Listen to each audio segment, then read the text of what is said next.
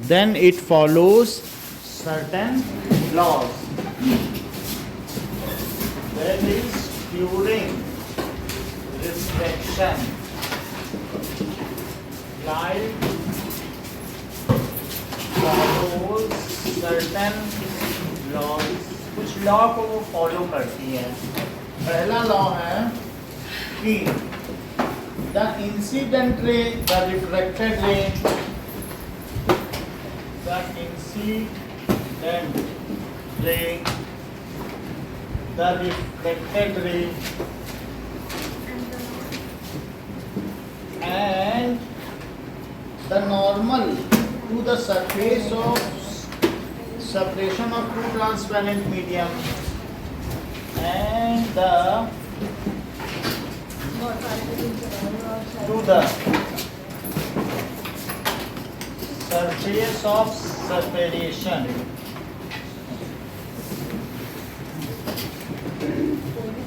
of two transparent medium, of two transparent medium. अगर आप ये ना लिखना चाहें तो इंटरफेस भी लिख सकते हैं. तीन चीजें देखी जाएं कि इंसिडेंट रे,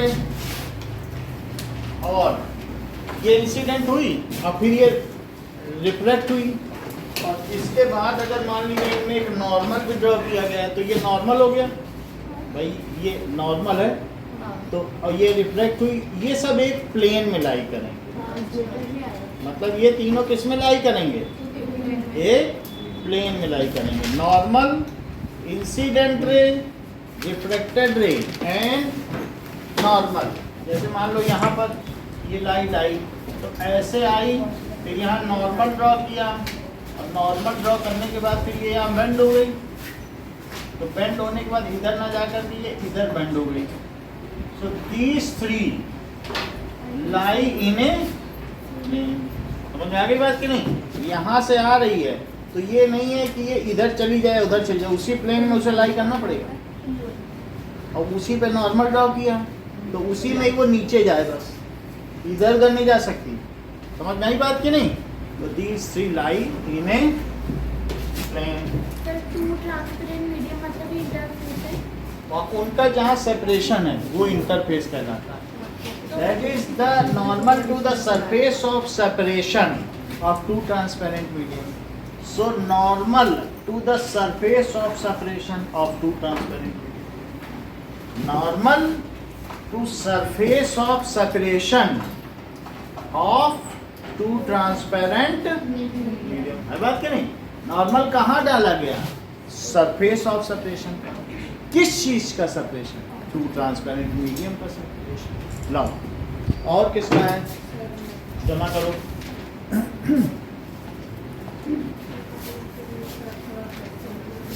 ये और आप लोगों का, बाकी लोग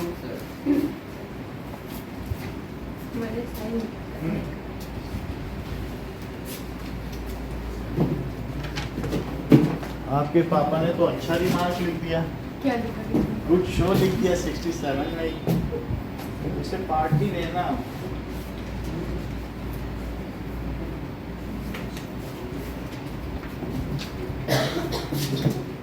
all lie in the same plane. ये सब किस में लाई करते हैं? All lie in the same plane. Srishti इस सेंटेंस को रिपीट करो. First law. The incident ray, the reflected ray, the normal at the point of to the surface of separation of two transparent object all lie in same place. Two transparent medium all lie in the same place. सही है. Second देखो, the ratio of angle of incidence. ये अलग angle होगा, ये छोटा angle होगा. इससे कहेंगे यार तो आई और आर हो गया कि नहीं? तो इनका जो रेशो ऑफ साइन ऑफ, यानी हमारे पास ये और ये अगर कोई एक मीडियम है जिसमें पहले थी वो पहला मीडियम कहलाएगा, और जिसमें बाद में गई उसे सेकंड मीडियम कहेंगे. तो इनका जो रेशो होगा sine i by sine r वो कांस्टेंट होगा. साइन ट्रिग्नोमेट्री में हम लोगों ने पढ़ लिया है. So that is, और कहीं की जरूरत नहीं पड़ेगी, अलग से आप लोगों को बता देंगे. That is the ratio of, इसे स्नेल्स लॉ भी कहते हैं. The ratio of sine of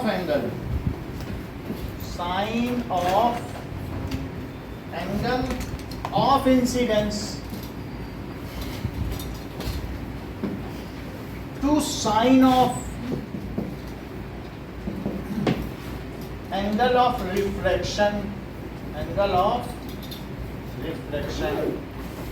of refraction को अर्पिता डिफाइन करो.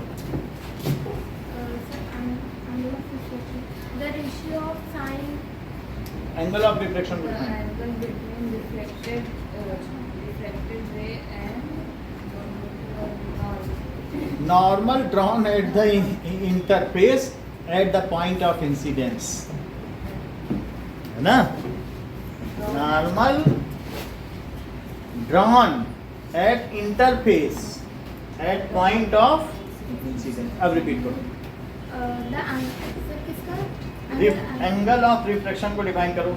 The angle between the reflected ray and the normal drawn to the interface from the At point of incidence is called angle of refraction. अलग से लिख लो. Angle of refraction, अपवर्तन कोण. The angle between refracted ray. So the ratio of sine of angle. यही जो होता है, यही रिफ्लेक्टिव इंडेक्स भी है और यही velocity in air upon velocity of glass. कल हम लोगों ने देखा था कि नहीं रिफ्लेक्टिव इंडेक्स किसी भी मीडियम का, तो ग्लास ना लिखो तो मीडियम लिखो. समझ में आ गई बात कि नहीं? तो ये तो हम जानते ही थे.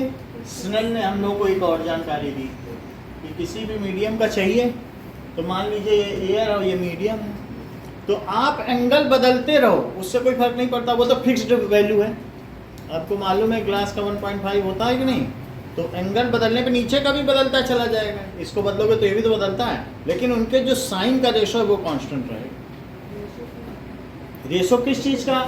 मान लो जैसे अगर आपने 45 डिग्री पे डाला और गया 30 पे, वो तो दब जाएगा ना. 45 पे आया एंगल, अब बोलो ग्लास में जाएगा तो खुलेगा कि दबेगा?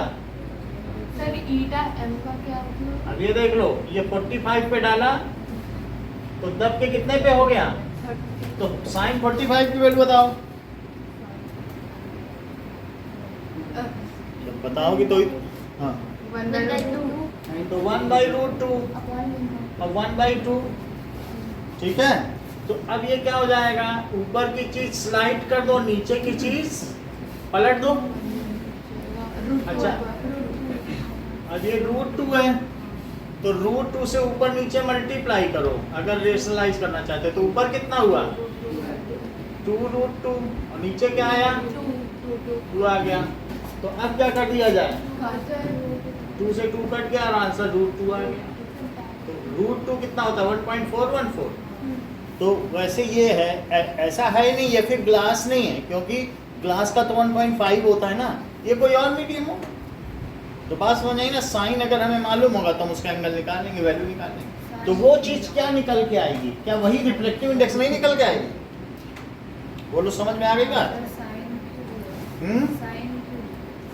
यानी जहाँ तक बात है साइन क्यों लिया है, तो वो सवाल हमारे पास पेंडिंग है, इसका प्रूफ करके दिखाएंगे अभी स्नेल्स लॉ का. सवाल इनका रखते हैं अभी कि साइन ही क्यों लिया है, उसको प्रूफ कर लें.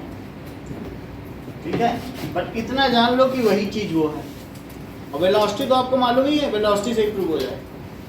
अब इतनी बात करो, अगला किसका रेशो कांस्टेंट है बताओ? The ratio of sine of angle of incidence to sine of angle of reflection. ठीक है, इज कांस्टेंट है. आगे पढ़ो. इज कांस्टेंट किस लिए कांस्टेंट है? भाई आप तो मुझे कुछ बात बताएं अर्पिता. मान लो हमने यहाँ से एक लाइट डाली अब जब दूसरे मीडियम में जाएगी तो वो क्या होगा ना, अलग अलग कलर में बदल जाती है, इसको डिस्पर्सन कहते हैं। व्हाइट लाइट डालते तो कलर में नहीं बदल जाती है। इसमें जो रेड कलर है वो सब में उसमें सबसे कम एनर्जी है, और जो वायलेट है उसमें क्या सबसे ज़्यादा एनर्जी है। तो अब जरा देखो, तो रेड जो है वो ज़्यादा नहीं दबेगी, कहेगी हम तो, अगर एक दौड़ता हुआ व्यक्ति रेत में जाए तो क्या होगा, ज़्यादा उसकी स्पीड में परिवर्तन होगा कि नहीं, तो वो ज़्यादा दबेगा। और एक टहलता हुआ व्यक्ति जाए, रेड में एनर्जी कम होती है, और सारी जो व्हाइट लाइट है उसमें सब कंपोनेंट होते हैं, विद्योर ना, उन्हीं से मिलकर व्हाइट लाइट बनती है। तो अब अगर टहलता हुआ जाएगा तो जो दूसरा मीडियम है उसमें थोड़ा सा ही होगा, और वैसे ये इसका एक्चुअल पाथ कौन सा है, दबेंगी दोनों, लेकिन एक ज़्यादा दबेगी, पर्पल ज़्यादा दबती है। ये तो इस तरीके से अगर ये एंगल आई है तो ये बोलो क्या होगा, क्या ये आर वी होगा, तो ये क्या होगा आर आर। तो अब आप जरा देखो, तो क्या दोनों के लिए रिफ्लेक्टिव इंडेक्स अलग अलग होंगे, रेड कलर के लिए अलग होगा। और तो अगली लाइन अभी क्या कह रहा है सेंटेंस पूरा कर, for a particular colour and for a particular pair of medium. सबके लिए ऐसा नहीं होगा, क्योंकि अगर यहाँ वाटर ले लोगे तो कुछ कम दबेगी, ग्लास ले लोगे तो और दबेगी, और डायमंड तो पूरा ही दबा देगा। तो इसलिए ये चीज ये फिक्स है, लेकिन किस चीज के लिए फिक्स है, for a particular colour and particular pair of medium. Medium बदल दोगे तो फिर रिफ्रैक्टिव इंडेक्स भी बदल जाएगा। इस सेंटेंस को पूरा करें तो किसके लिए फिक्स्ड है, is constant for the light of A given colour, light of a given colour, और क्या कहा गया है, and for a given pair of medium, and for a given pair of medium. Medium कोई भी दो ले सकते हो, मैंने जैसे यहाँ एयर और ग्लास लिया है, आप वाटर और ग्लास भी ले सकते हो। तो फिर ग्लास का वाटर के रिस्पेक्ट में आ जाएगा, अभी ग्लास का एयर के रिस्पेक्ट में आ रहा है, और तब क्या होगा, मैंने एयर और ग्लास लिया, लेकिन आप चाहें तो कोई भी पेयर ऑफ मीडियम। जरा फिर से समझो, कहने का मतलब है अगर एक मीडियम से दूसरे मीडियम में डेंसर ऑब्जेक्ट पहले और रेयरर बाद में, वो सब हो सकता है। तो मान लीजिए जैसे ये है, ठीक है, ये जनरली हम ऐसे बना रहे हैं, लेकिन आपको डेंसर वाला भी अभी दिखाया जा रहा है, बस थोड़ी देर में आने वाला है। ये आई है और ये क्या है आर, इसे लिखो मीडियम 1 और इसे क्या लिखो, ये डिस्क्लोज ही ना करो कि ये एयर है और ये ग्लास, क्योंकि हम तो पूरा एक जनरल टेबल बनाएंगे ना। तो क्या लिखो इसे, जिससे गई है उसे क्या कहेंगे, और जिसमें गई है, जिसमें बाद में है वही टू मीडियम है। अब हमारा ये लॉ देखो, this law is known as Snell's law. ये क्या कह रहा है कि sine i upon sine r that is equals to constant. आप लोगों की जानकारी के लिए रोमिल बता दें कि जैसे ये है, तो ये अगर एंगल 30 डिग्री है तो दिस बाई दिस, अगर ये 4 सेंटीमीटर है तो साइन 30 कहता है कि जब ये 30 डिग्री होगा तो इनका रेशो जो परपेंडिकुलर और हाइपोटेनियस का होगा वो 1:2 होगा, यानी हाइपोटेनियस हमेशा इसका डबल होगा। देख लेना ये 8 सेंटीमीटर ही आए, 30 सेंटीमीटर जब 30 करोगे तो वो जो लेंथ है उसका ये डबल होगा। 4 सेंटीमीटर की ऊंचाई है तो वो जो फिसल पट्टी है वो 8 की होगी। फिसल पट्टी पे बच्चे चढ़ते हैं कि नहीं 4 पे, तो वो सीढ़ी 4 की तो ये 8, अगर 30 का, समझ में आ गई बात। तो साइन इज नथिंग, साइन एक रेशो है ट्रायंगल में जो कि परपेंडिकुलर बाय हाइपोटेन्यूज का है। अगर यही 45 कर दोगे तो तब ये रेशो कितने का हो जाएगा, 1/2। मान लो 45 कर दिया तो ये जो परपेंडिकुलर और हाइपोटेन्यूज का रेशो है वो 1/√2 हो जाएगा। तो मान लो अगर तुमने इसे 1 लिया तो हाइपोटेन्यूज अब कितना हो जाएगा 1.4 समझ आया। तो अलग अलग वैल्यू के अलग अलग है। फिर भी किसी पे भी साइन लगा है तो परपेंडिकुलर और हाइपोटेन्यूज का रेशियो इतनी बात समझ आ गई। क्योंकि अभी जरूरत पड़ेगी, साक्षी ने बोला कि इसको प्रूव करिए, ऐसे हम कैसे मान ले इसमें ये स्नेल्स लॉ। तो दिस इज स्नेल्स लॉ। ये क्या चीज हुई? चलिए लिखो इस बात को। This law is known as Snell's law of reflection. Snell's law of reflection. अब कितना रिपीट करो second point. The ratio of the angle of incidence to the आप बोलो। कोई बात नहीं, आप आराम से पढ़ो, कोई जल्दी नहीं, आराम से पढ़ो। बोलो। the ratio of sine of incident ray है angle है पढ़ना नहीं। The बोलो। ratio of Angle है। sine of angle of incidence to the sine of angle of reflection is constant for the given color and a pair of medium. सही। And this law is known as, Snell's law. पूरा सही बताया, आप repeat करो। छोड़ो। हाँ आप बोलो। so the ratio of sine of angle of incident and the sine of angle of reflection is constant for a given color and for a given pair of medium. And it is known as Snell's law of light. The ratio of sine of angle of incident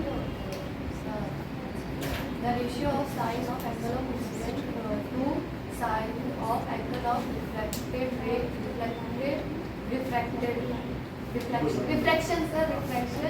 is constant for the light of a given color and a pair of medium and a pair of given medium, and this law is known as बिना board पे देखो, बिना नीचे देखे, board पे first नहीं। Law बताओ। the incident ray, the reflected ray, and the normal to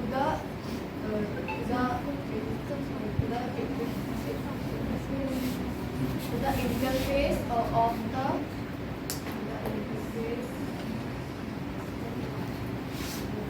second law बताइए। The ratio of angle of sine of this ratio of angle of yes बोलो। the ratio of sine of angle of incidence to the ratio of the angle of reflection is to the constant. Sine of angle of To the angle of reflection is constant for the given light of color and for the given pair of medium. This बहुत अच्छा मनीष बोलो।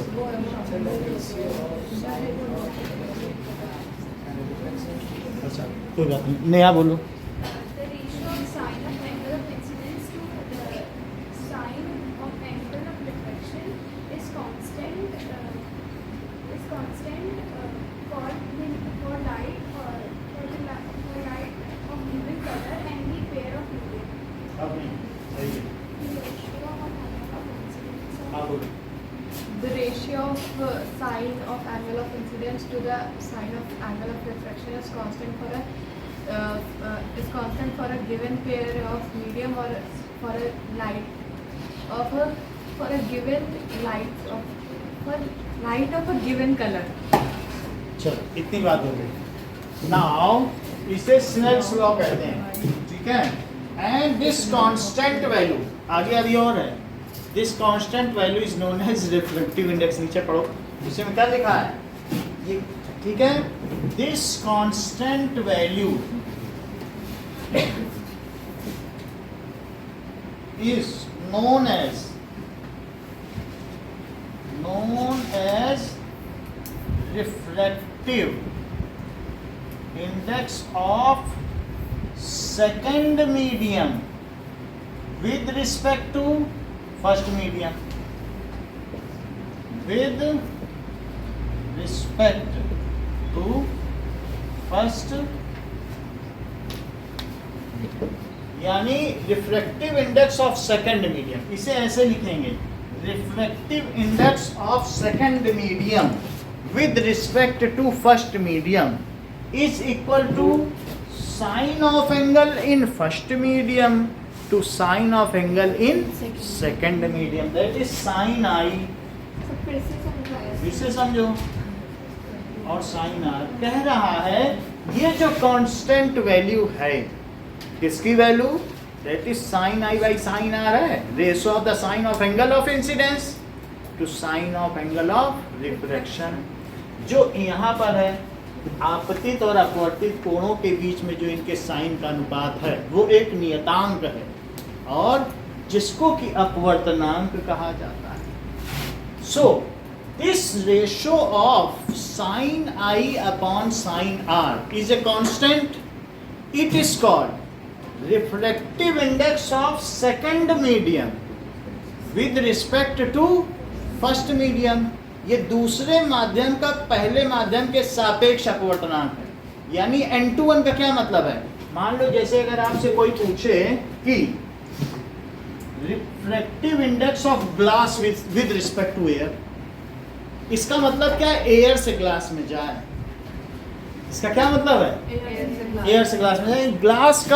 Glass कितने गुना घना है वायु की अपेक्षा, how much optically denser glass is with respect to air. तो इसका ये मतलब क्या हुआ बोलो, कि हमें क्या लिख देना चाहिए कि एयर से जाए और किस में जाए, ग्लास में जाए, तो कहेंगे ग्लास का रिस्पेक्ट में। तो इसके दो फार्मूले हैं, क्या बोलो, साइन आई, यहाँ एयर है और ये क्या है, ग्लास, तो ये आई हो गया और ये क्या हुआ,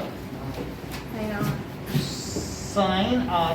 क्या आपको ये भी पता है कि ये चीज पूछी जाए तो speed of light in air, so v air और अपॉन ग्लास।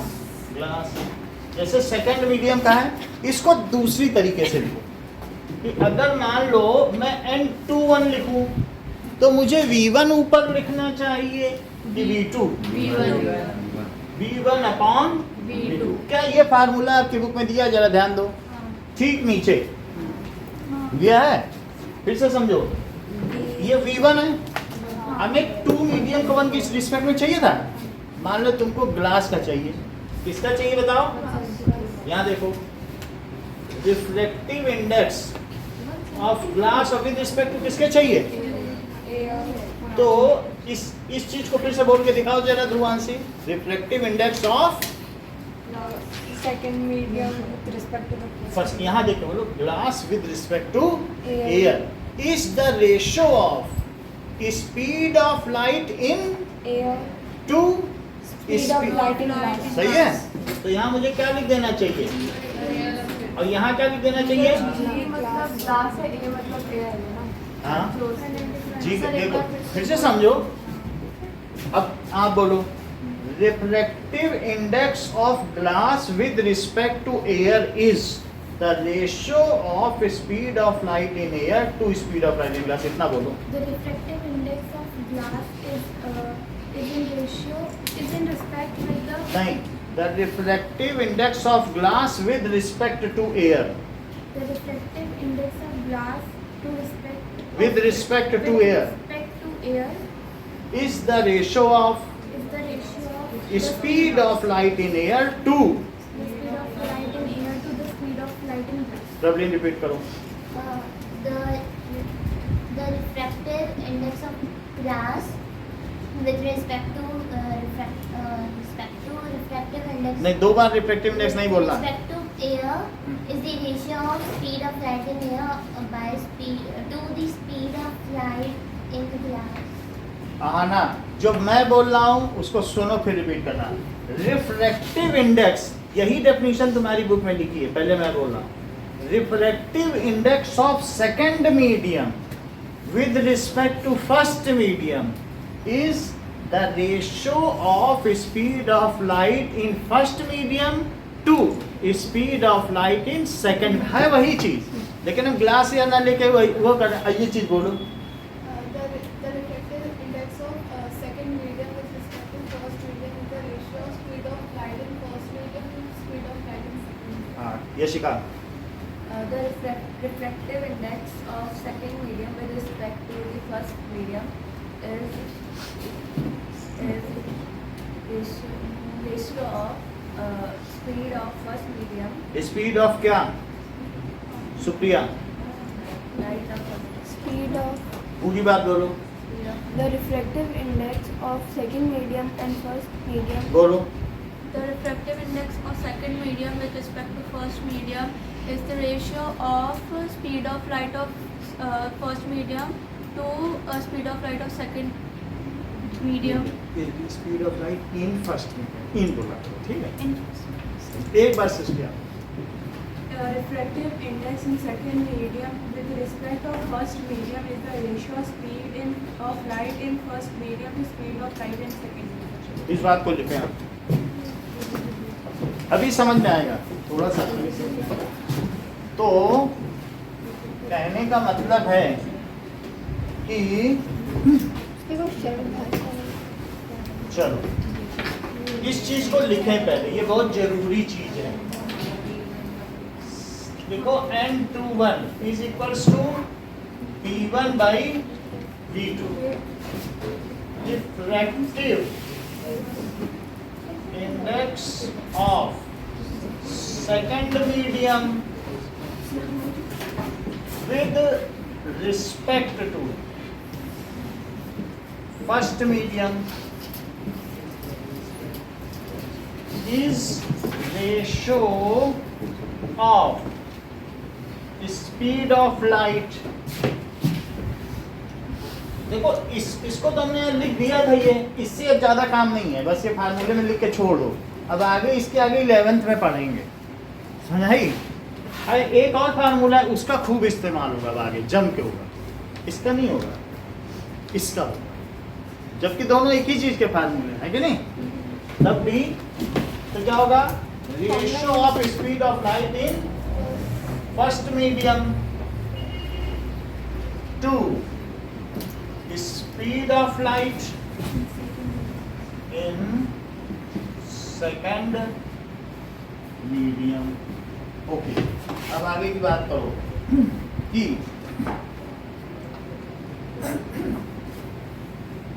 जरा एक ऐसी भी चीज लिखी है साक्षी, n12 का फार्मूला बताओ। बाद वाला पहले और पहले वाला बाद में। B2 by B1. B2 by B1। मान लो जैसे ग्लास से लाइट आए, ग्लास से आई तो बताओ एयर में आएगी तो खुलेगी कि दबेगी? तो मान लो ये वैसे तो जिससे आएगी मीडियम तो वही पहला कहा जाएगा, जिसमें पहले थी वो पहला मीडियम, जिसमें बाद में है वो दूसरा मीडियम। अब इसको स्टेटमेंट में जरा बोलो। Refractive index of first medium with respect to second medium is the ratio of speed of refractive index of second medium with respect to first medium था, ये वाला नहीं। गिवन बाय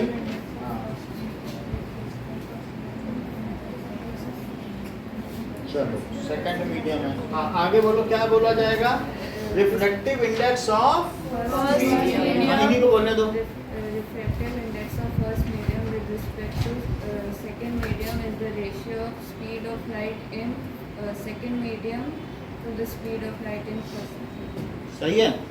अब यहाँ पर इस चीज को बार बार लिखने की जरूरत नहीं है, आप सिर्फ मुझे बता दो कि NGW को क्या कहोगे? Refractive index of glass by B. BW by BG. बोलो बोलो। No, W क्या है? Water. by B. Refractive index of glass with respect to Air. अच्छा water. Water है water. समझ आ गई बात? अब जरा देखिए कि यहाँ पर तो कुछ चीजें अंशिका आपसे पूछनी है मुझे। अब मुझे NGW का एक फार्मूला बताओ तो मैं कुछ लिख सकूं। मैं बताऊंगा जैसे वो मैंने उसके हाँ VW अच्छा VW अपॉन, अब मुझे थोड़ा सा इनकी वैल्यू भी बता दो, दूसरे बता दे रहे हैं पहले। हाँ वो लोग पहले बता दिए, मुझे लिखना पड़ेगा। 2.25 into 10 to the power 10 और हमें मालूम नहीं 10 to the power 8 मीटर पर सही है, ठीक। अच्छा 2.25 है तो लिखो 225 और नीचे 200 लिख दें, और ये सब कट गया। तो बोलो अब अगर मैं 25 से काटूं तो 25 8 या 200, 25 9 जा 225, या 5 से करके काट लेना, फिर भी ये 9 आएगा और ये क्या आएगा 8। तो दिस इज 9/, इतनी बात समझ में आ गई, ठीक है। Reflective index of a medium with respect to vacuum, vacuum का मतलब होता है फ्री स्पेस, वहां एयर भी ना, is called absolute reflective index. Absolute, अगर हम एयर के रिस्पेक्ट में नहीं है, लाइट टेढ़ी नहीं होती। टेढ़ी हो, चलो अभी हम ये समझेंगे, जैसे तुम एक का दूसरे के रिस्पेक्ट में निकालते हो, कभी कभी एयर के रिस्पेक्ट में भी निकालते हो कि नहीं ग्लास का। तो अब ग्लास का एयर के रिस्पेक्ट में ना निकालो, अब सीधा किसके रिस्पेक्ट में निकालो, फ्री स्पेस, स्पेस में चले जाओ, वहाँ कुछ भी नहीं है। तो इस सेंटेंस को रिपीट करना, पहले मैं बोलता हूँ, reflective index of a medium with respect to vacuum, that is free space, is called absolute refractive index. जरा बोलो। refractive index of any medium with respect to the vacuum is known as absolute reflective index, इसको absolute reflective, रो में repeat करो। फिर से पता है हाँ बोलो।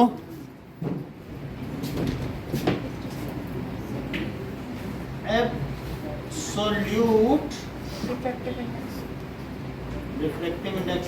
अभी तक हम लोग रिफ्लेक्टिव इंडेक्स एक मीडियम का दूसरे के मीडियम के रिस्पेक्ट में निकाल रहे थे, जैसे ग्लास का वाटर में और वाटर का डायमंड के रिस्पेक्ट में, आपस में भी निकाल सकते हैं, लेकिन हर एक चीज का अगर वैक्यूम के रिस्पेक्ट में निकाला जाए और वो हमारी टेबल में लिख दिया जाए, जैसे तुम्हें मालूम है सब चीजों की डेंसिटी अगर वाटर के रिस्पेक्ट में निकाली जाए तो रिलेटिव डेंसिटी कहते हैं नहीं, कि मरकरी 13.6 टाइम्स भारी है, आयरन वाटर से 5.6 टाइम्स भारी है, गोल्ड 19.6 टाइम्स भारी है, सिल्वर 10.8 टाइम्स भारी। तो मतलब उसके रिलेशन में निकाला जाए, किसके रिलेटिव, वैक्यूम, निर्वात के।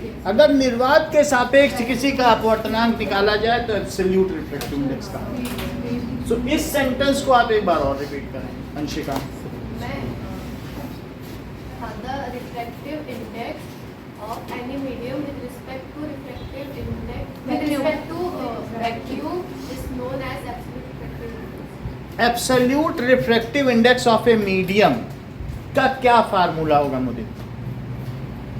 अब मैं किसी भी चीज का किसके रिस्पेक्ट में निकाल रहा हूँ, वैक्यूम। तो पहले सेंटेंस लिख लें कि refractive index of any medium, किसके रिस्पेक्ट में, with respect to vacuum is called, vacuum को फ्री स्पेस भी कहते हैं क्योंकि उसमें कुछ भी नहीं है, तो वो स्पेस बिल्कुल फ्री है पार्टिकल्स से, इसलिए उसका क्या नाम पड़ गया, free space. Is called absolute refractive index. क्या आपके में एब्सोल्यूट रिफ्रैक्टिव इंडेक्स की भी कोई फार्मूला लिखा है बुक में अगले पेज में? क्योंकि सी तो किस में स्पीड होती है, फ्री स्पेस में होती है कि नहीं, स्पीड ऑफ लाइट। देख लो तो एब्सोल्यूट रिफ्रैक्टिव इंडेक्स क्या होगा? वही speed of light in any medium by speed of light. ये देखो जरा देखें, दैट इज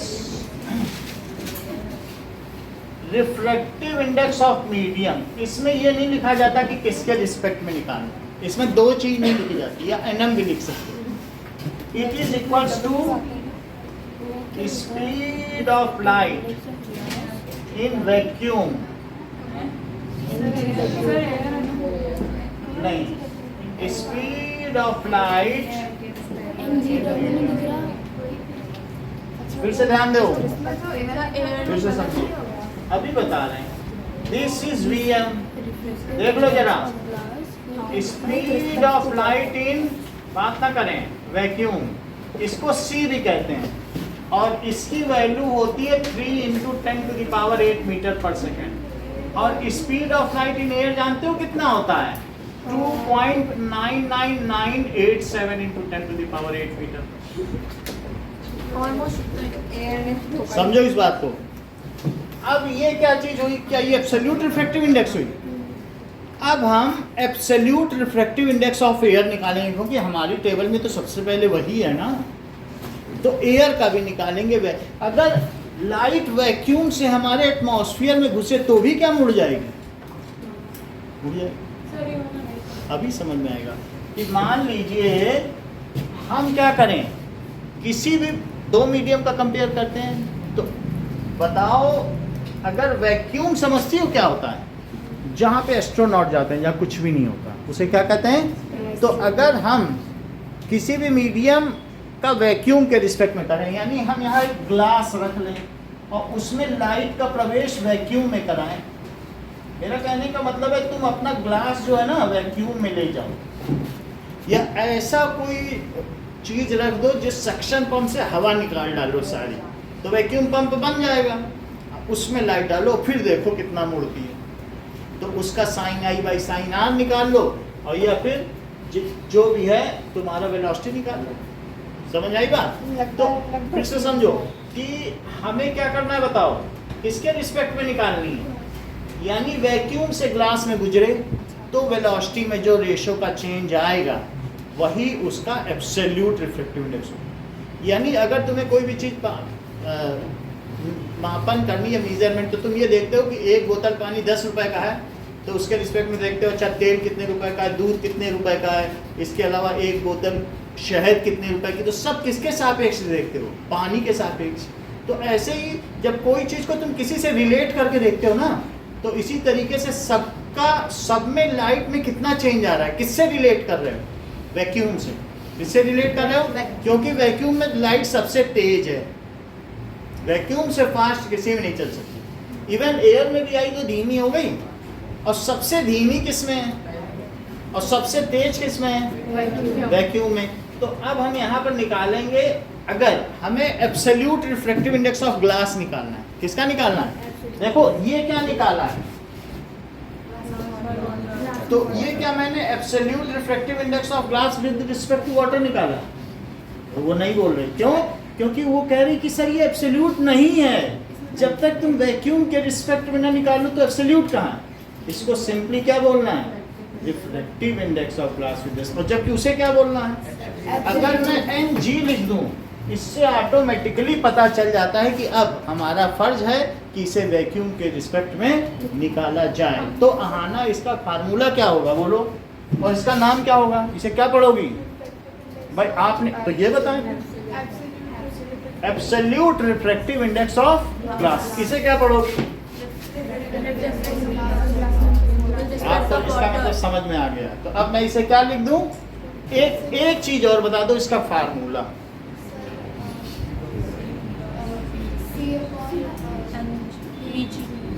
इतना ही चाहिए ना, दैट इज C अपॉन, और इसका नाम क्या पढ़े, absolute refractive index of glass. तो ऊपर कितनी वैल्यू डाली जाए, डिवाइड करना मुश्किल है, अच्छा नीचे कितनी डाली जाए, नहीं ग्लास की डालो, ग्लास में तो 2 है ना, हाँ 2.9 है, क्या एयर से क्या लेना देना आपको, ग्लास की डालो, ग्लास में तो 2 की स्पीड से चलता है ना, यहाँ एयर कहीं है ही नहीं। तो अब उन्होंने ध्रुवांशी ने भी तो बोला कि इस तरह से डिवाइड करना मुश्किल नहीं होगा, क्यों बोला उन्होंने, क्योंकि आसान डिवीजन है, है बात कि नहीं? तो बोलो ये कितना आ जाएगा? और क्या यही आपकी बुक में टेबल में लिखा है क्राउन ग्लास या फ्लिंट ग्लास? ये जो टेबल है सब कोई भी हो, देखो एक प्रिज्म बनाने के काम में आती है जिसमें कलर नहीं दिखते हैं, और एक होती लेंस बनाने की। तो क्राउन ग्लास से लेंस बनता है, फ्लिंट ग्लास से प्रिज्म। हमें उससे क्या लेना देना, हमें ग्लास समझना है बस। ग्लास का मतलब 1.5 और उसी का टेबल है। सर एक बार एन ए निकाल लो, इन्होंने असली बात कर दी। अब वही हम करने भी जा रहे थे, क्योंकि एन ए क्या होगा बोलो, इसका नाम बताओ, इसे क्या पढ़ा है? हमने कल निकाला फिर से बोलो। Absolute refractive index with respect नहीं आप बोलो। Absolute refractive index of air. जैसे absolute refractive index of glass है, तो ये क्या कहलाएगा? Absolute refractive index of. हाँ बोलो, क्या बोल रही हैं? सर कल जब हमने निकाला था सिर्फ रिफ्रैक्टिव इंडेक्स ऑफ ग्लास, वो भी 1.5 आया था।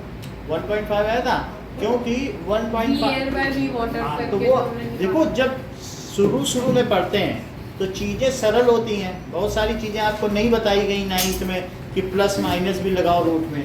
तो कल तो हमने एक सिंपल चीज़ आपको बता दी थी, आज हम उसको स्पेसिफाई कर रहे हैं, दोनों में फ़र्क क्या है, समझ आई बात कि नहीं?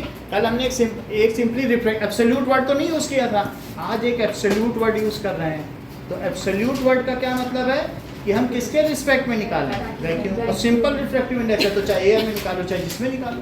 तो ग्लास विद रिस्पेक्ट टू कल एयर निकाला था, और आज क्या कर रहा हूँ? सी को ले। कल तो मैंने ये भी नहीं बताया था आपको कि एयर में थोड़ी कम होती, बताया था कि नहीं? और आज देखो ध्रुवांशी ने प्रश्न कर दिया, सर एयर का निकालो और ये दिखाइए कि 1.00029 होता। क्यों इन्होंने कहा? बोला इसको डिवाइड करिए और एक मुझे कैलकुलेटर दीजिए, मैं इसको जानना चाहूँगी क्या ये इतना ही आता है। तो करके देखें जरा, देखो तो इसे क्या बोलें? Absolute refractive index of air.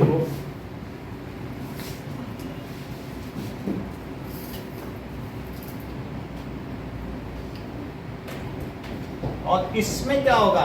Velocity इन सी।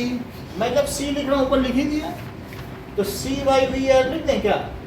क्योंकि ये तो बिल्कुल फ्लैटली एक फार्मूला हो गया ना। ये देखो वी एम की वैल्यू क्या है, सॉरी एन एम की वैल्यू क्या है बोलो? यही है, हर जगह यही जगह। एम एक मीडियम है, तो इस सी की वैल्यू क्या रखें? और इसमें 2.99। ठीक है, अभी मैं शुरुआती में इसकी सही वैल्यू देखूं जिससे आप लोगों को भी सही चीज पता चले।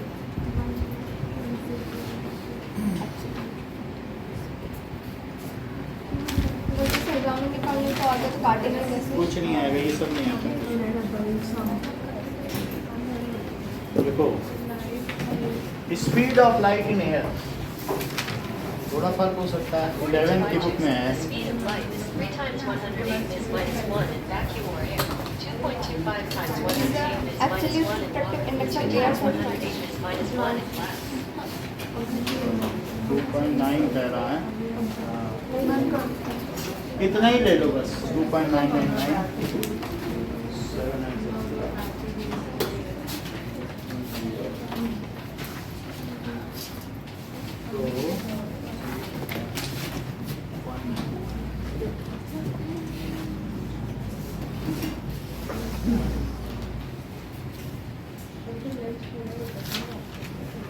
कैलकुलेटर में वैल्यू डालो।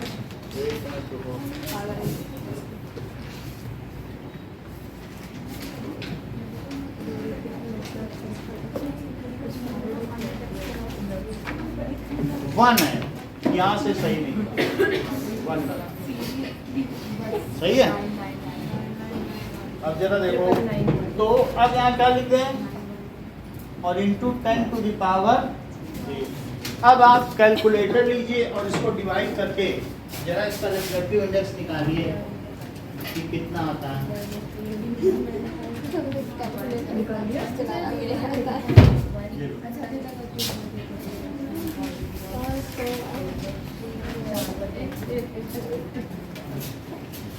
चलो इसकी वैल्यू निकालो,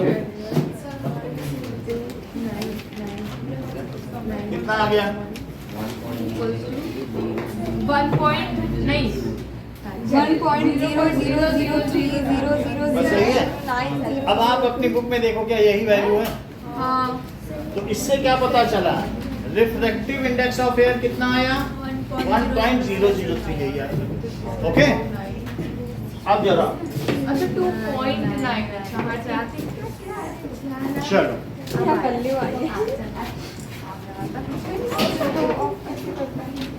now define laws of refraction. Snell's law.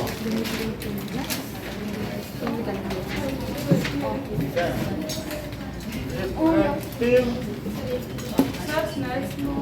index of, उसी में लिख देना कि वो उसी में कवर है।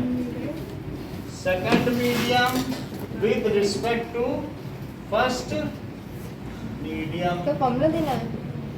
अच्छा सोल्यूट डिफाइन करना है। Absolute reflective index. Second, calculate NGW and NG। देख लो कुछ चीजें आपको करनी है। आपको NGW करना है और साथ में क्या करना है?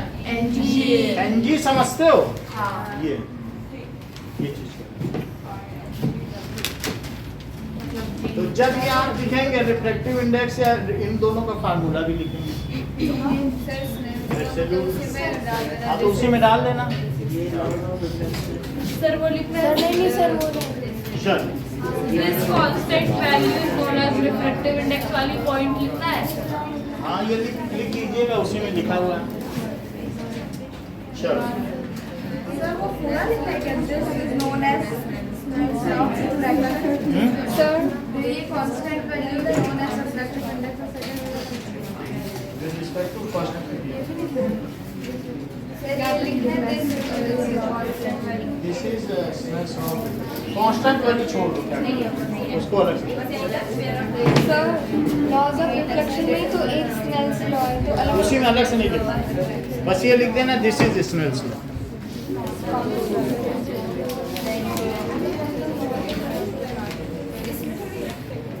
यही लिखना है। अब स्क्वायर क्यों लगा? तो नीचे लगाओ। आपको सब फिक्स में लगाना चाहिए, सुपर फिक्स लगाए।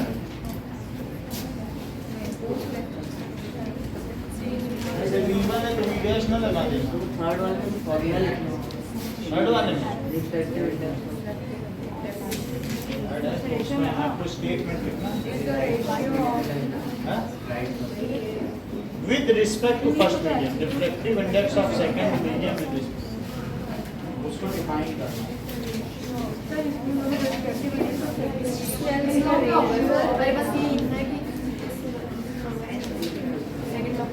उसी में लिखना है कि दिस इज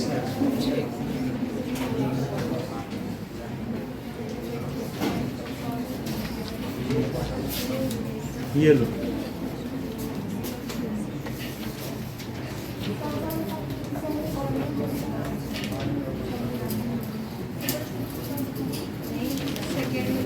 सेकंड वाला ये लॉ लिखना है और उसके साथ एक लाइन में और ऐड कर दीजिए और रिफ्लेक्शन वही वैल्यू आ रही है तो बताई थी ना।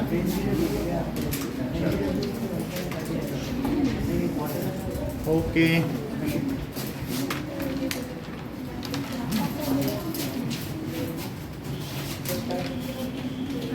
इंडेक्स वाला जो लिखेंगे और दूसरा एब्सोल्यूट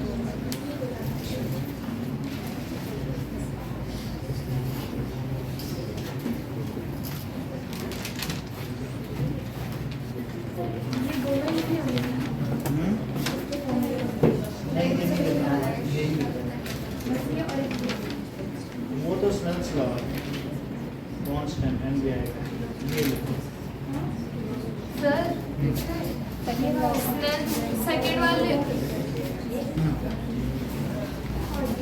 ये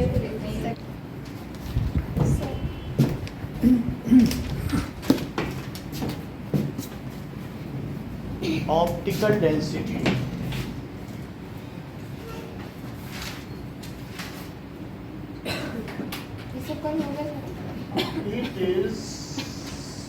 property of a transparent medium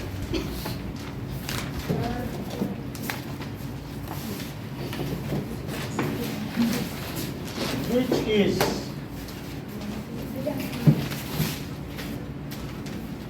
determined by amount of bending of light.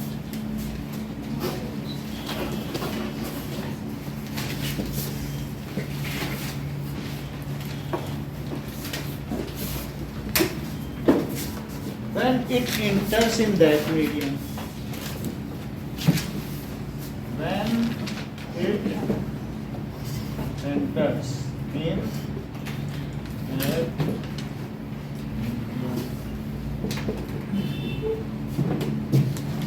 it helps in measuring the speed of light in that medium and also represented by refractive index of that medium. और खुद किसके द्वारा?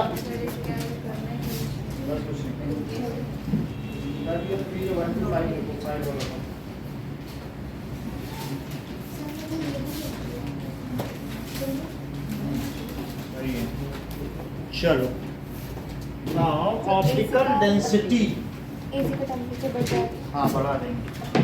सो प्रकाशिक घनत्व से आप क्या समझते हैं?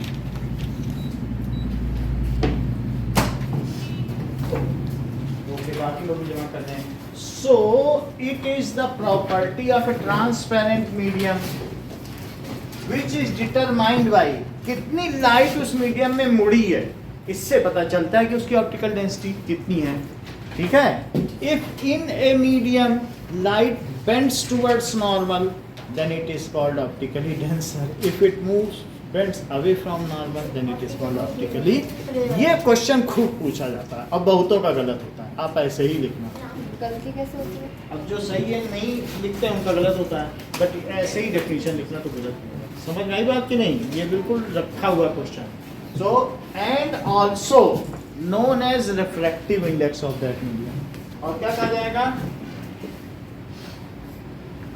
Known as refractive index of that medium if in that medium light bends towards normal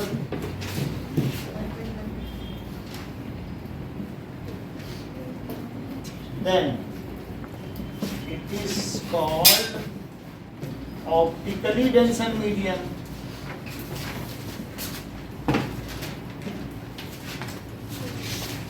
and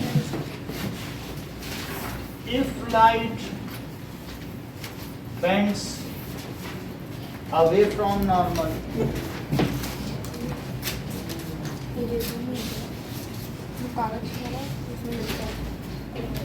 then it is called optically rarer medium।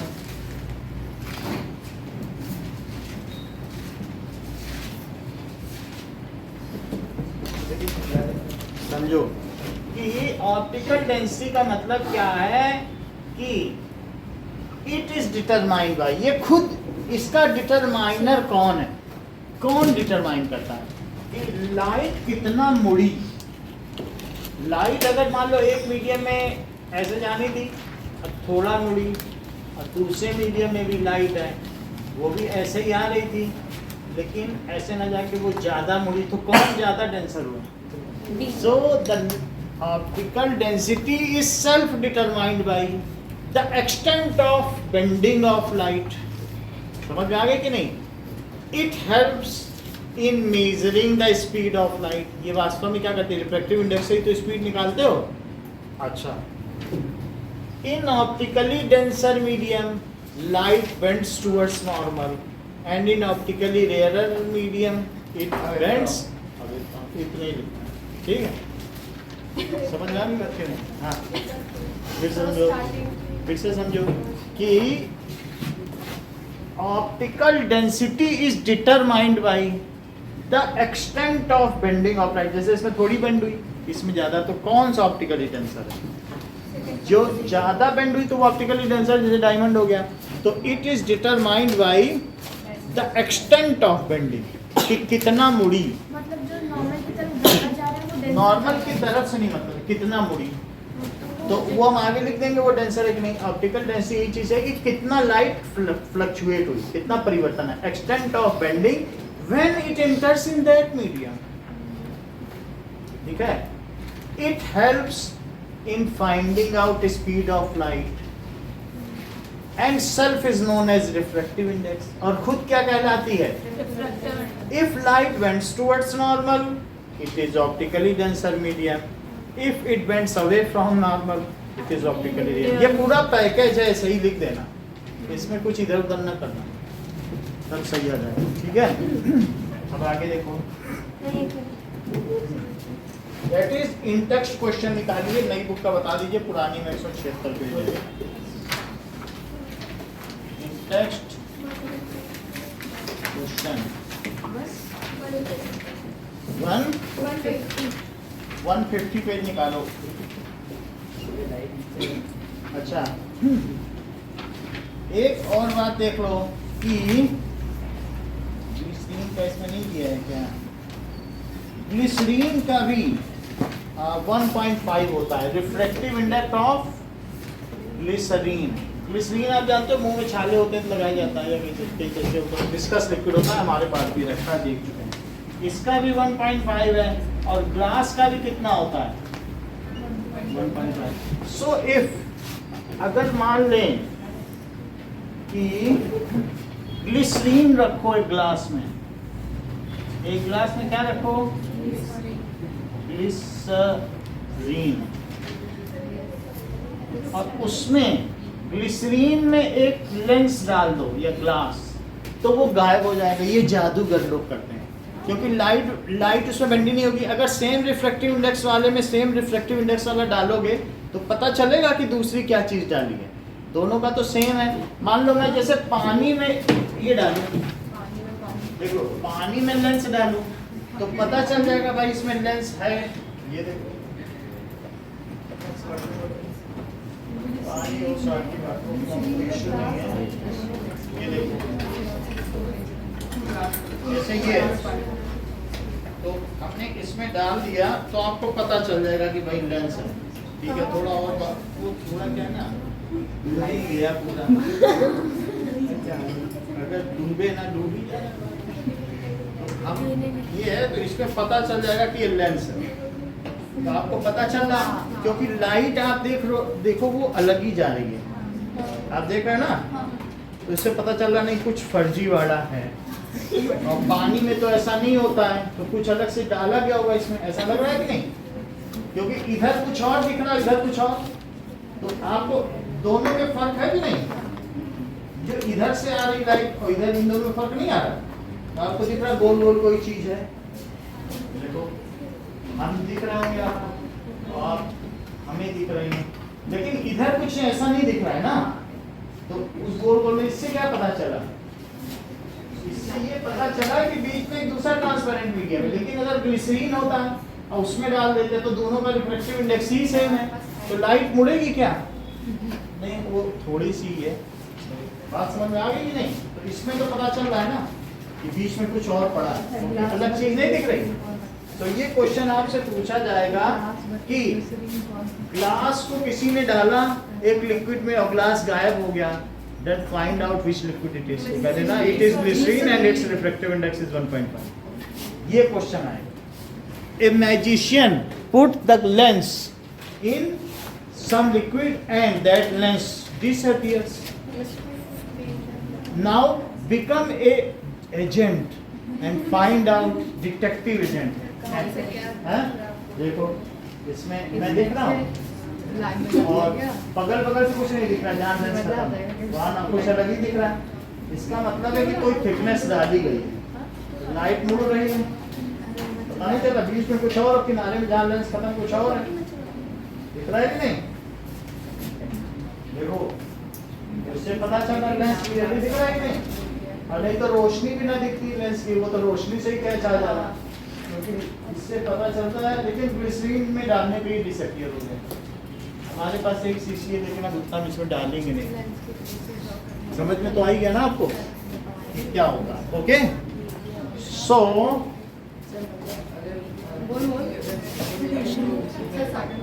हाँ फिर डिसअपियर हो जाएगा।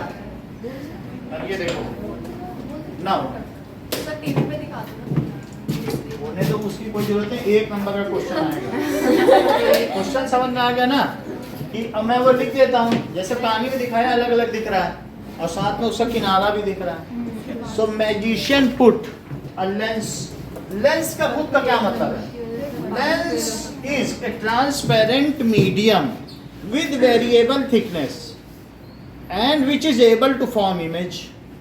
एक ऐसी वेरिएबल थिकनेस की चीज जो किसी भी प्रतिबिंब को बनाने में सक्षम है, उसे लेंस कहेंगे। लेंस अभी समझ आया ना? जैसे आप देखते हो हैंड लेंस पकड़ के देखते हो, बीच में मोटा होता है कि नहीं होता? तो क्या लिखे बताइए? A magician put a lens या ग्लास पीस ही लिख लो। क्या डाला उसमें? Glass piece in trough of liquid. देख लो, बात ना करें। ऑफ लिक्विड में डाल दिया and lens just disappears. Lens disappear हो गया।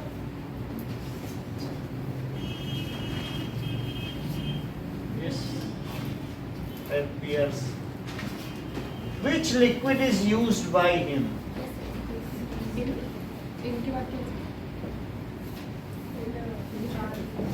By him or her. So answer है glycerine. Justify. जो आप लिखना जस्टिफाई करें सर, 1 ग्लिसरीन। नंबर में कहाँ जस्टिफाई है? हाँ, तो 2 नंबर में लिखना है as reflective index of glycerine and glass both is 1.5। तो इस वजह से light will not bend at the interface. तो इससे क्या होगा बोलो? जहां वो दोनों मीडियम मिलते हैं क्या वहां लाइट बेंड होगी? So light will not bend at. चलो अब हम लोग पहला क्वेश्चन करें टेक्स्ट का। क्या क्वेश्चन कह रहा है कि a ray of light traveling in air enters obliquely in water, does the light bends towards the normal or away from it? बोलो पहला क्वेश्चन। अगर वो एयर से पानी में जा रही है तो क्या होगा उसके साथ? It will bend towards normal in water as water is optically denser। ऐसा with respect to air भी लिखना पड़ेगा, यानी किसके सापेक्ष उसका प्रकाशिक घनत्व ज्यादा है। So water is optically denser than air, so light will bend towards normal in water, है ना? पानी में जाएगी तो मुड़ जाएगी। अब जरा देखें second question, that is light enters from air to glass having refractive index। तो एयर से ग्लास में जा रही है और n की वैल्यू किसका दे रहा है? n g दे रहा है, सिर्फ एयर भी बोल रहा है, एयर ही लिख लो चलो, है ना? एयर है, सो दैट इज 1.5। और आपको what is the speed of light in NGA क्या होता है? क्या VA बाई, यही है फार्मूला नहीं? बाद वाला पहले और पहले वाला और इसे 3/2 लिख लो। अच्छा अब बताओ, VA को भूल जाओ कि कभी मैंने 2.9991 बताया, सोचो 3 ही है ना? क्योंकि लगभग तो उससे मिलता ही जुलता है। तो 3 into 10 to the power, और इसे क्या लिख रहे हैं, ये तो हमें पता ही करना है। VG देखो एयर में स्पीड ऑफ लाइट दी है ना, वैक्यूम दे रहा है या एयर दे रहा है, वो एक ही बात है। देखो वैक्यूम और एयर में वो ज़्यादा डिस्क्रिमिनेट नहीं कर रहा है, एक जगह एयर लिख रहा है तो साथ ही साथ क्या लिख रहा है, तो इसका मतलब है कि बुक इतना माइंड नहीं कर रही है, तो हम लोग भी नहीं कर रहे भाई। एयर भी एयर से जा रही है, एयर है, वैक्यूम का एक ही लिख रहा है वो। तो अब ये देख लो VG के लिए क्या करें यहाँ से, 3 into 10 to the power 8 और 2 ये कर लो, और इज इक्वल टू 3 VG, और ये 3 भी यहाँ आ जाएगा। So 6 into 10 to the power 8 by 3 is equal to VG, तो कितना आ गया, 2 into 10 to the power 8, यही तो VG आया। सो दैट इज वेलोसिटी या speed of light in class is 2 into 10 to the power 8। वैसे 3 भी काट सकते थे, बड़ी आसानी से हो जाता, दोनों तरफ 3 का कट नहीं जाता, ऐसे ही काट देते और 2 को यहाँ ले लेते, बीच उधर लेते नहीं। अगला देखो, find out which medium has highest optical density and which medium has lowest optical density. बता सकती हो सुप्रिया, विच medium has lowest optical density? Vacuum तो मीडियम ही नहीं होता। So diamond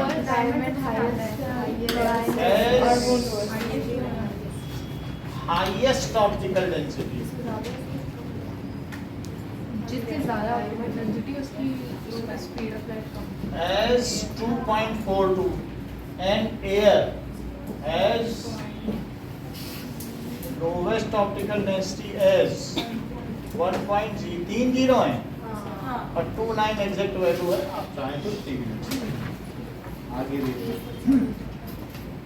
4th question, you are given kerosene oil, घास लेट, turpentine, तारपीन का तेल एंड वाटर। टर्पेंटाइन ऑयल जिससे क्या है कि वार्निश नहीं होती है, करते हैं तो लकड़ी पे करते हैं नहीं, चमकने के लिए। तो इस तरीके से पीछे देखो जरा, इनमें से किसमें होगा। सो कहा जा सकता है कि refractive index is inversely proportional to light, किसी भी चीज़ का है। फिर से देखो, जैसे refractive index of a medium है तो वो क्या होता है, C/V मीडियम। इससे क्या पता चल रहा है कि अगर C हटा दो तो एक ये इनवर्सली प्रोपोर्शनल, ये तो कांस्टेंट है, तो ये कैसा है, यानी फिर से समझो, V बढ़ता जाएगा तो क्या ये घटता नहीं जाएगा, और V कम से कम हो, जैसे डायमंड में V सबसे कम है तो चलने ही नहीं देता लाइट, तो क्या उसका हाईएस्ट नहीं है, तो इनवर्सली प्रोपोर्शनल है। 1/, का मतलब होता है क्या, और जैसे एक चीज डायरेक्टली प्रोपोर्शनल भी होती है, F = ma, तो एक्सीलरेशन बढ़ेगा तो क्या फोर्स बढ़ेगा, तो उसको कैसे क्या कहते हैं, directly proportional.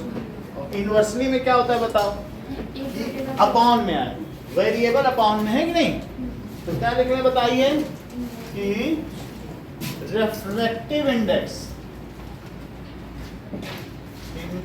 Is inversely proportional.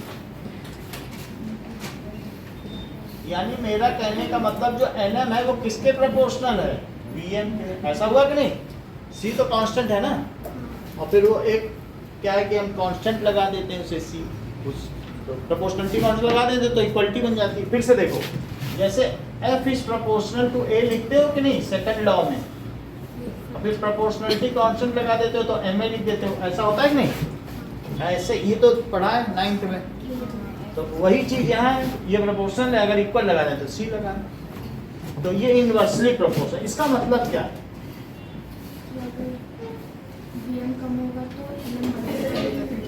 To speed of light, और नहीं तो सिंपली भी लिख सकते हो, if refractive index is more than speed of light is less, more the refractive index less is the speed of light. इतना तो लिख ही सकते हो, क्योंकि ज़्यादा तो डायमंड का मालूम है सबसे धीमे चलती है, more the refractive index,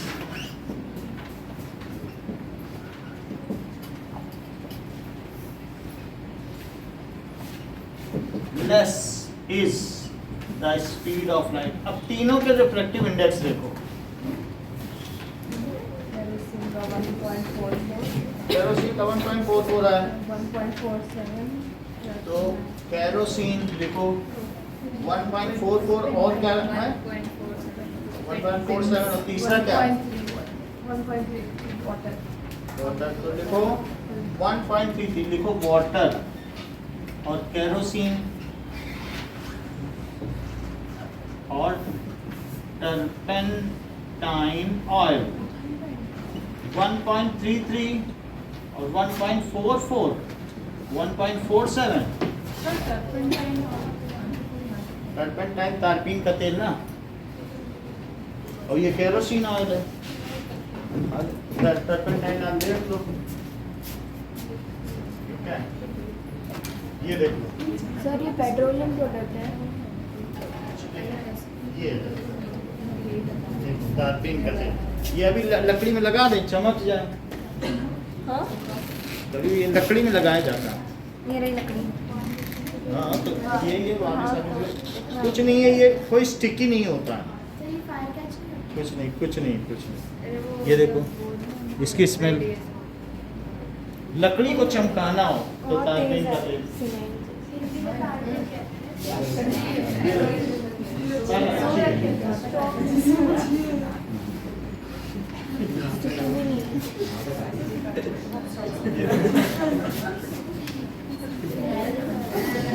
ये देखिए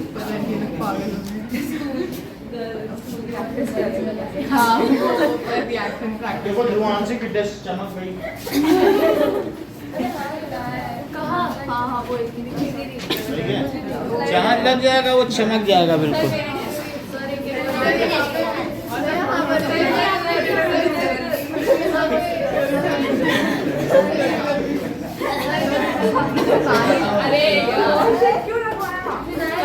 फिनाइल नहीं है, इसकी लकड़ी पे जब नया सेशन होता है तो ये सब जगह हम लगा देते हैं कि ज्यादा बच्चे हैं।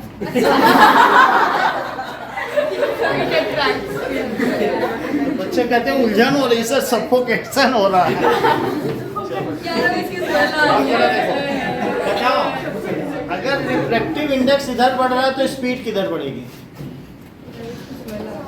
बोलो, रिफ्रैक्टिव इंडेक्स किस साइड बढ़ रहा है? इधर। तो अभी मैंने इन्वर्सली लिखा कि नहीं? तो रिफ्लेक्टिव इंडेक्स और स्पीड ऑफ लाइट फिर किधर बढ़ेगी? क्योंकि इन्वर्सली प्रोपोर्शनल है ना, तो रिफ्रैक्टिव इंडेक्स ज्यादा जिसका है, इसका मतलब है वहां भी कम, तो इसका सबसे ज्यादा है ना। तो अब ये क्यों ज्यादा हुआ? क्योंकि ये बहुत कम था, तभी तो ज्यादा हुआ। यही बहुत बड़ा हो जाता 1000, तो क्या ये ज्यादा हो पाता? तो जिसका 10 होगा उसका ज्यादा होगा। समझ आई बात कि नहीं? ये ग्रो कब करेगा या ये ग्रो कब करेगा? ये दोनों सेम ही है। जब ये जितना कम होगा तो ये वैल्यू बहुत बड़ी इसकी है, तो जरूर ये कम रहा होगा, तभी तो उसने उसको बड़ा कर दिया। समझ में आ गया? So refractive index more means speed is. तो हम क्या लिखेंगे? क्वेश्चन में क्या पूछा गया बताओ कि in which medium light travels fastest? In water light travels fastest. इस चीज को लिखो। Water has least refractive index, so light will travel fastest in it. Water has least refractive index, so light will travel fastest in it. अब fifth question देखो, the refractive index diamond का दिया है, यानी एब्सोल्यूट दिया, किसी medium के सापेक्ष तो दिया नहीं है, तो कितना दिया है? 2.42, लेकिन इसका फार्मूला रोमिल क्या होता है? C by line ये इन्वॉल्व नहीं होगा, हमें इसी बात की चिंता ये इन्वॉल्व नहीं होगी, आप तो हो रहे हो।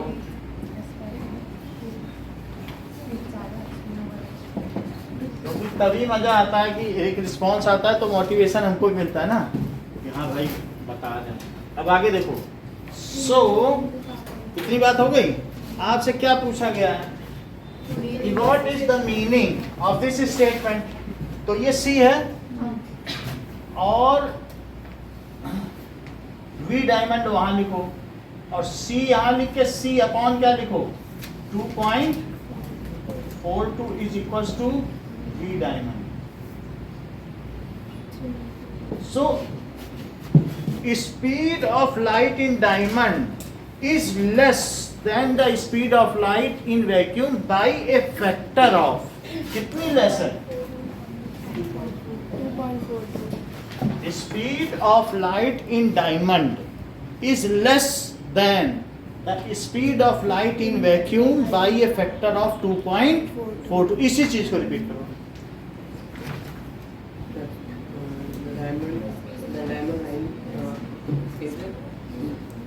मनीष रिपीट करो। The speed in diamond is equal to the speed in vacuum. ऐसे नहीं होता, बोलो। Speed of diamond in a vacuum. ऐसा नहीं है। Speed of light in diamond is less than vacuum. सृष्टि बोलो। Ratio of 2.42. Speed of light in diamond is less than speed of light in vacuum by factor of 2.42. देखो इसी को speed of light in diamond is less than speed of light in vacuum by a factor of कितने से 2.42. लेकिन अर्पिता लिखेंगी तो इसको कुछ और लिखेंगी, कहेंगी 2.42 is the ratio of speed of light in vacuum to speed of light in diamond, और उसमें भी फुल मार्क्स। टीचरों की आदत है कि उसी को सही करें। फिर से समझो, ये एक स्टेटमेंट तो ये हो गया, और दूसरा स्टेटमेंट क्या हो गया कि the ratio of speed of light to vacuum in vacuum to speed of light in diamond is 2.42. वही सेकंड वाले को डिवाइड इसी को मैं लिखने जा रहा हूँ। क्या लिखूंगा बताओ? The ratio of speed of light in vacuum, speed of light in diamond is 2.42. अच्छा, यही सारी रेफरेंस बुक में भी यही सेंटेंस है। The ratio of speed of light in vacuum to speed of light in diamond is 2.42. In vacuum to speed of light in diamond is 2.42. Question number 1 to 5 करना है और ऑप्टिकल डेंसिटी पे note लिखना है।